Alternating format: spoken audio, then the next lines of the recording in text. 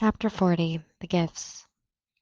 It seemed fitting at this point in my story with Phoebe. Grams called out, "Idy ho!" We were high in the mountains and had just crossed the Montana border into Idaho.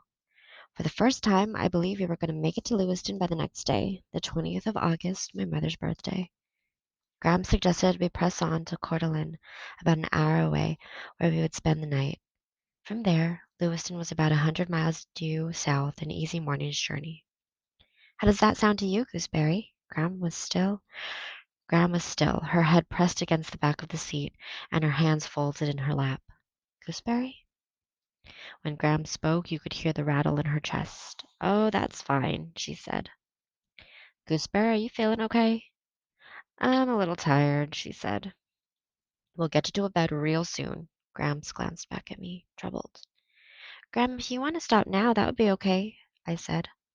"Oh, no," she said. "I'd like to sleep in Coeur d'Alene tonight. Your mamma sent us a postcard from Coeur d'Alene, and on it was a bountiful blue lake." She coughed a long, rattly cough. Graham said, "Okay then. Bountiful Blue Lake, here we come." Graham said, "I'm so glad Peepy's mamma came home. I wish your mamma could come home too." Graham nodded his head for about 5 minutes. Then he handed me a tissue and said, "Tell us about Mrs. Partridge. What was she doing leaving a gold-dang envelope on Peeby's porch?" That's what Phoebe and I wanted to know. "Did you want something, Mrs. Partridge?" I asked. She put her hand to her lips. "Hmm," she said. Phoebe snatched the envelope and ripped it open. She read the message aloud. "Don't judge a man until you've walked 2 moons in his moccasins." Mrs. Partridge turned to go. "Bye-bye," she said. "Mrs. Partridge," Phoebe called, "we've already had this one." "I beg your pardon?" Mrs. Partridge said. "It was you, wasn't it?" Phoebe said. "You've been creeping around leaving these things, haven't you?" "Did you like them?" Mrs. Partridge said. As she stood there in the middle of the sidewalk with her head tilted up at us and that quizzical look on her face, she looked like a mischievous child. "Margaret reads them to me from the paper each day, and when there's a nice one I ask her to copy it down. I'm sorry I gave you that one about the moccasins already. My noggin forgot." "But why did you bring them here?" Phoebe said. "I thought they would be like grandiful surprises for you, like fortune cookies. Only I didn't have any cookies to put them in. Did you like them anyway?" Phoebe looked at me for a long time. Then she went down to the steps and said, "Mrs. Partridge, when was it you met my brother?" "You said you didn't have a brother," Mrs. Partridge said. "I know, but you said you met him.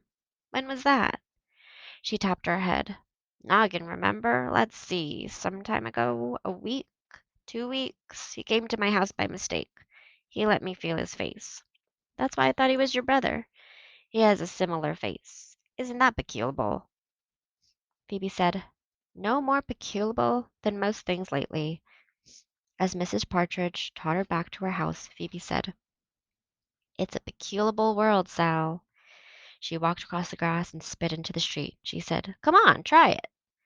I spit into the street. "What do you think?" Phoebe said. We spit again. It might sound disgusting, but to tell the truth, we got a great deal of pleasure from those spits.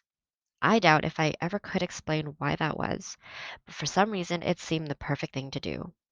And when Phoebe turned around and went into the house, I knew that was the right thing for her to do too. With the courage of that spit in me, I went to see Margaret Cadaver, and we had a long talk.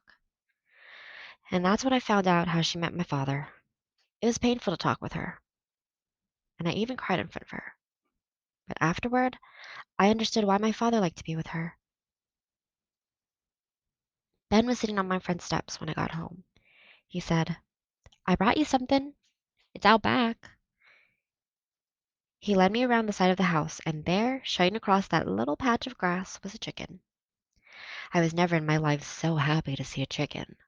Ben said, "I named it, but you can change the name if you want."